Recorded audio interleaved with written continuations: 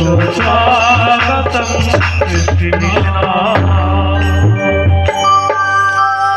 অন্ধকার ঝড় বৃষ্টির মধ্য দিয়ে হরিকে নিয়ে চললেন বসুদেব। ইন্দ্র বৃষ্টি দিলেন যেন মথুরাবাসী দেখতে না পায়, কিন্তু প্রবল যমুনার স্রোত ভরা বর্ষাকাল, কি করে যাবে? এক শ্রীগালী পার হচ্ছে, তাই বসুদেব ভাবছেন আমিও পার হব।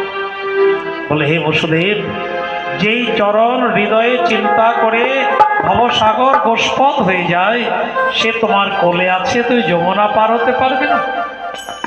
যমুনা পার হতে গিয়ে একটু বাকি আছে, হঠাৎ যমুনার জল এক লাফে বেরিয়ে মাথা থেকে ফেলে দিলেন। গোবিন্দ চরণ পাওয়ার জন্য ধরলেন। বসুদেব চিৎকার করলেন, কইল কইল কি আছো, নাও নাও। আবার জল কমে গেল, হরিকে কোলে তুলে নিলেন।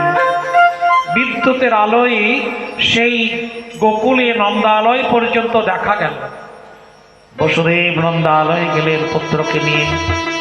দেখলেন সবাই ঘুমিয়ে আছে, মা যশোদা ঘুমিয়ে, ধাত্রীগণ ঘুমিয়ে, তার পাশে একটা ছোট্ট মেয়ে।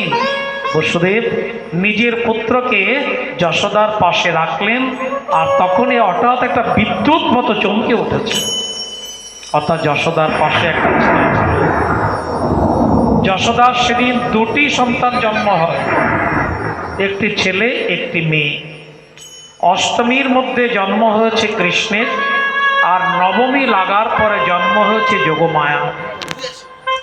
যোগমায়া কৃষ্ণকে ঢেকে রেখে দিয়েছিলেন, উনি হচ্ছে দ্বিভুজ কৃষ্ণ। আর সেই কৃষ্ণ যেখানে ছিলেন ওইখানেই বসুদেব নিজের পুত্র নারায়ণকে শুয়ে দিলেন। মথুরায় কিন্তু কৃষ্ণ আসেনি, মথুরায় এসেছে নারায়ণ চতুর্ভুজ।